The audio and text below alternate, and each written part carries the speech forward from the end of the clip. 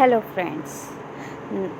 इन दिनों तो आपको पता है कि ये करोना वायरस बहुत ज़्यादा फैल चुका है और इन दिनों तो ये भी कहा जा रहा है कि ये चाइना जैसे देश को भी अब ये पीछे छोड़ चुका है। सो अब इन हालातों में जब हमें बिल्कुल सजग और सतर्क रहना होगा और साथ ही हमें ये भी ध्यान रखना होगा कि हमारे आसपास हमें सोशल डिस्टेंस बना के रहना है।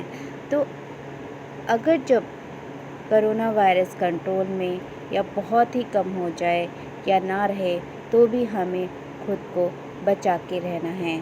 अगले हमें 6 महीने तक हमें किस तरह से अपनी लाइफ को जीना है जिससे हम ऐसी भयानक बीमारी से बच सकें।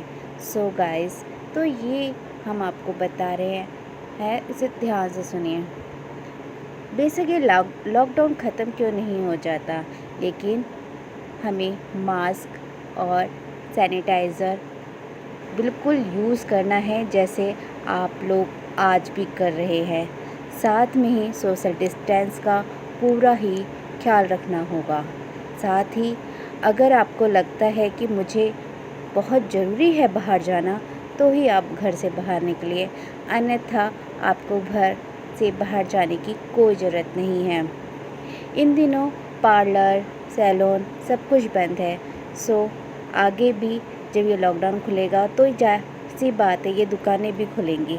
तो आप कोशिश करिए कि जब भीड़ ना हो और ऐसे टाइम पे जाएं जिससे कम लोग हों और आप खुद को सोशल डिस्टेंस बना के ये काम कर सकें। और कोशिश करिए कि इन सब चीज़ों से हल्की फुल्की शेविंग और ये सब आप घर में ही करें। और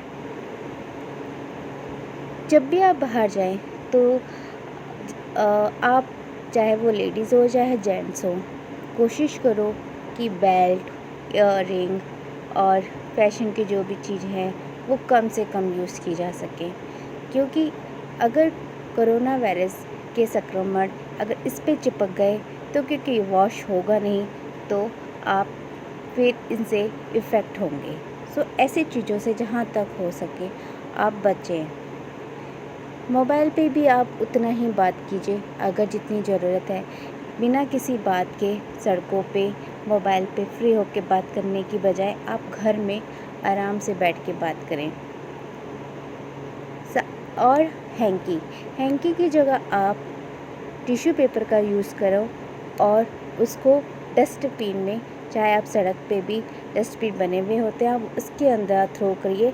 और घर पे भी आप टिश्यू पेपर अगर यूज़ करते हैं तो उसे पॉली बैग में या रैप करके उसे थ्रो करेंगे।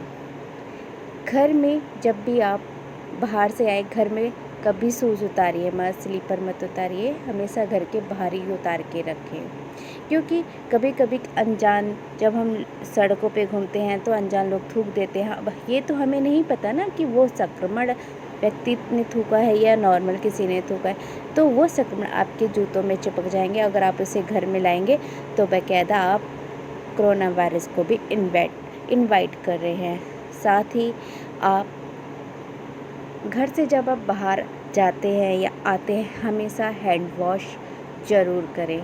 घर पे आने के बाद अपने क्लोथ चेंज करें ना। अगर आप नहाएंगे तो बहुत अच्छी बात है, वरना आप अच्छे से हाथ पैर धो के आप दूसरी ड्रेस पहने।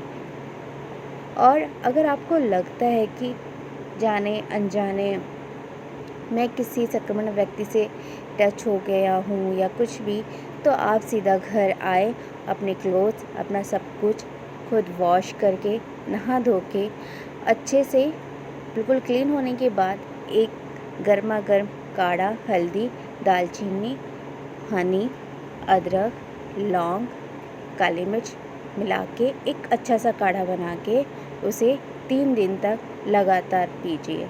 और जहाँ तक अगर हो सके 7 दिन तक पीजिए, क्योंकि काढ़े एक ऐसी चीज़ है जो आपके शरीर को गर्म बना के रखता है और अन्य रोगों से लड़ने की क्षमता भी रखता है। धन्यवाद दोस्तों। आई होप आप लोग अपना ख्याल बहुत अच्छे से रखेंगे।